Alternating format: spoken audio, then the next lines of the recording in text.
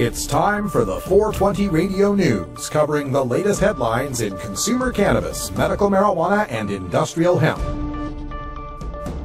Transcripts of 420 Radio News are available daily on our website at 420radio.org. Now, here's Priscilla Simon. Hi folks, this is your 420 Radio News for Wednesday, June 25th, 2014. The U.S. Supreme Court tops our list of federal headlines today with the unanimous ruling affirming our rights to cell phone privacy. The justices decided 9-0 today that police must have a warrant to search the contents of your cell phone or electronic device, even if you are arrested on suspicion of a crime. The Obama administration had argued there was no difference between a smartphone and a briefcase that police are allowed to search upon arrest. Chief Justice John Roberts rejected that argument, writing, quote, "That is like saying a ride on a horseback is materially indistinguishable from a flight to the moon. Both are ways of getting from point A to point B, but little else justifies lumping them together," end quote. Police may still search a phone in a, quote, ticking time bomb scenario, but otherwise they must obtain a warrant because, as Roberts writes, quote, "A cell phone search would typically expose to the government far more than the most exhaustive search of a house," unquote. Wow, this is fantastic news, a unanimous decision, and I kind of thought the Supreme Court would come down on our side on this one, but I didn't expect it to be a 9-0 decision. But yeah, the Obama administration was trying to argue that, hey, cops, when they arrest you, they can search your car, they can search your briefcase, you know, why shouldn't they be able to search your cell phone if you have it on you? And the court today said, no, a cell phone is not a briefcase. It exposes you to so much more private information, personal information than could possibly be found searching someone's briefcase or someone's car. It's nice to see they finally came down on the side of our rights for once. Yeah. The Food and Drug Administration has ordered a review of marijuana's Schedule 1 status, thanks to 2 public citizen petitions to the Drug Enforcement Administration. The DEA asked FDA to review the scientific evidence of marijuana's safety and effectiveness as medicine, a key to the possible rescheduling of marijuana. Currently, marijuana is Schedule 1, having, quote, "no accepted medical use in the United States," end quote, despite now 23 states having some form of medical marijuana. Placing marijuana in Schedule 2 with cocaine and meth, Schedule 3 with steroids, Schedule 4 with Ambien, or Schedule 5 with codeine wouldn't automatically make marijuana federally legal, but it may ease restrictions on research, encourage banks to work with cannabis businesses, and allow those businesses to use traditional business tax deductions. FDA has conducted this review previously in 2001 and 2006, and both times decided there wasn't enough evidence to take marijuana out of Schedule 1. All right. Well, good to see we're having an FDA review. We're still having some bandwidth problems at Priscilla's end. We're going to kill the camera and see if that helps for the next story. But in the meantime, yeah, this FDA review, it's, you know, it seems to me like they're just going through the motions. I don't know that they'll come down with any recommendation to reschedule marijuana because they'll just go back to saying, once again, you know, well, there's not enough evidence to prove it. And of course, there's not enough evidence to prove it because the National Institutes of Drug Abuse won't let us study it. And they won't let us study it because it's in Schedule 1, and it's in Schedule 1 because there's not enough evidence to prove that it's medicinal. So we may be just getting the runaround on this, but I think at this point, 2014, now with 23 states with marijuana legalization and even southern states that are recognizing at least CBD as medical, I think we might get a different response this time. Now, the rescheduling isn't necessarily going to make it legal. I mean, cocaine and meth are Schedule 2, but you can still get busted if you have either of those. But like the story says, it may help us to get more research on marijuana. It may help the banks to decide that they want to work with marijuana businesses, and it may allow the current marijuana businesses to take some of the traditional tax deductions. The one Republican Congress member from Maryland has moved to block Washington, D.C. from implementing its marijuana decriminalization law. Representative Andy Harris proposed an amendment to the House Appropriations bill that would prohibit the district from spending any tax revenue to implement its law, which mandates a $25 fine for possession of an ounce. Paradoxically, the amendment may actually benefit cannabis consumers, as the law also also mandates that citizens are, quote, protected from detainment, frisking, searching, and arrest based solely on possession of an ounce or less or based on the smell of marijuana, end quote. Police issuing tickets and collecting fines cost tax revenues, so they'd be prevented from doing that. But police not doing something like searching and arresting people costs no tax revenue.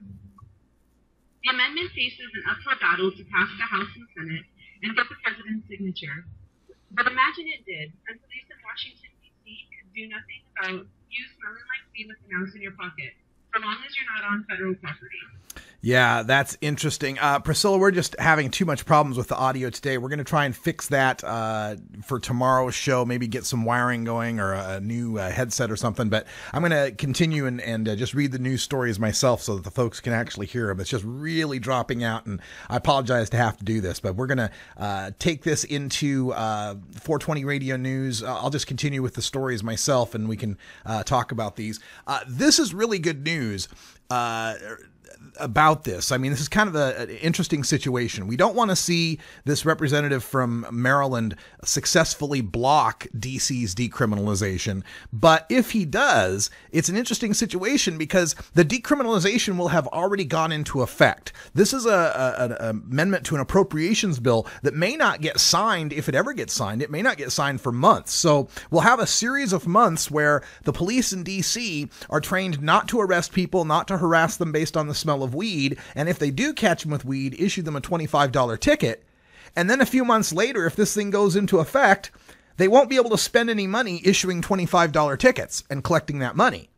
But there's nothing about not arresting people, not harassing people over the smell of weed that costs the taxpayers any money. In fact, it saves the taxpayers money. So the question is, would marijuana essentially be de facto legalized if it's decriminalized, you can't be arrested for it, and the cops can't spend any money busting you for it? Interesting situation. The U.S. Department of Justice has signed on to a proposal by the U.S. Sentencing Commission for early release of nonviolent drug criminals from federal prison. Quote, under the department's proposal, said Attorney General Eric Holder in a prepared statement, if your offense was nonviolent, did not involve a weapon, and you do not have a significant criminal history, then you would be eligible to apply for a reduced sentence, end quote. The commission has already unanimously approved lowering sentencing guidelines on nonviolent drug crimes by an average of 11 months. They will vote this July 18th on whether those new guidelines should be applied retroactively to those already in prison. The proposal is estimated to save U.S. taxpayers $2.4 billion. Of course, this is something that we've talked about many times, the release of the nonviolent drug prisoners out there. One problem with this, it does have a catch on this, that you cannot have used a firearm in the commission of your drug crime. That would disqualify you from this retroactive lenient sentencing. And the problem with that is many people are convicted on these firearm charges that weren't any sort of gangbangers or dealers or, carrying guns with them when they were growing or selling marijuana. They happen to be hunting weapons or self-defense weapons that might have been in the house of one of the people involved in the dispensary. They were never at the dispensary, but because this person's busted on drug charges, they add those firearms charges as well. Those people would not be eligible for the reduced sentence, but a lot of people would, and it's a great start from the federal government to want to reduce the charges and the sentencing for these people. The House has already voted to defund DEA raids in medical marijuana states, but the attempt to do the same in the Senate has ground to a halt. We reported that two strange political bedfellows, rising Republican star Senator Rand Paul and liberal Democrat Senator Cory Booker, co-sponsored the Senate's version of the amendment to prohibit the Department of Justice from spending taxpayer money to interfere with state marijuana laws. Now, the chair of the Senate Appropriations Committee, Senator Barbara Mikulski, has delayed the bill because she felt, quote, caught between White House veto threats and Republican amendments, end quote, including Senator Mitch McConnell's amendment to protect his home state's coal industry that President Obama has promised to veto. Still, activists are hopeful that if the amendment stalls in the committee, the co-sponsors will offer it up as a standalone bill. How it would fare on the Senate floor is anyone's guess. Nobody really thought the House would pass it in the first place. This is one of the aspects of our legislative system that can be very frustrating for people. Is not only do you have to get it, heard in a committee, it has to get out of that committee and get heard by another committee. And it has to get out of that committee and it has to be voted on by the House. Then it gets out of the House, it has to go over to the Senate, where it has to have some sponsors, and then it has to go to a committee, and then it has to be moved out of that committee to another committee. Then it has to move out of that committee and move to the Senate floor and get voted on. And then if both the Senate and the House have voted on it, they have to go to another committee to reconcile all of the differences between the two different bills. And then if it gets out of that committee, it has to be reapproved by both the House and the Senate. And then if it gets out of that, it goes to the president's desk for signing, if he chooses to sign it. And there's a similar sort of procedure in most state houses as well, although I think Nebraska is unicameral, so they only have one branch, right? They only have a House and a Senate. But still, this can be very frustrating for those of us who are on the front lines of trying to do marijuana law reform, when we'll publish a headline like "The House has voted to defund DEA raids," and then months later, it gets stalled in the Senate or some committee and never gets heard. It gets buried, and people get frustrated. They think that what they're doing, their votes and their phone calls, aren't making any difference. Don't let that discourage you. Our political process is designed to be slow and deliberate on purpose, and that just means we have to be extra diligent about pushing that big lumbering dinosaur the right way. Pro-legalization candidates for governor lost their party's primary elections yesterday in both Colorado and Maryland. Former Congressman Tom Tancredo was second in a tight four-way race for the Colorado Republican nomination for governor. Bob Beaupre won with 30% of the vote to Tancredo's 26% for second place. Tancredo has said, quote, "I'm all for ending the war on drugs," end quote, and was attacked for it in radio ads by a committee that backed Mike Kopp, of all names, the fourth place finisher with 19% of the vote. In Maryland, Anthony Brown won the Democrat nomination for governor with 51%, while openly gay pro-legalization candidate delegate Heather Mazur virtually split the remaining vote with Douglas Gansler, who received 24% of the vote to Mazur's 22% of the vote. On the Republican side in Maryland, businessman Larry Hogan won his party's nomination. While not pro-legalization, Hogan told WBAL-TV, quote, "Locking up someone for a very small amount of marijuana seems unjust," end quote. Well, you could call this bad news that the people that support marijuana legalization didn't make it in Colorado or in Maryland in their primaries.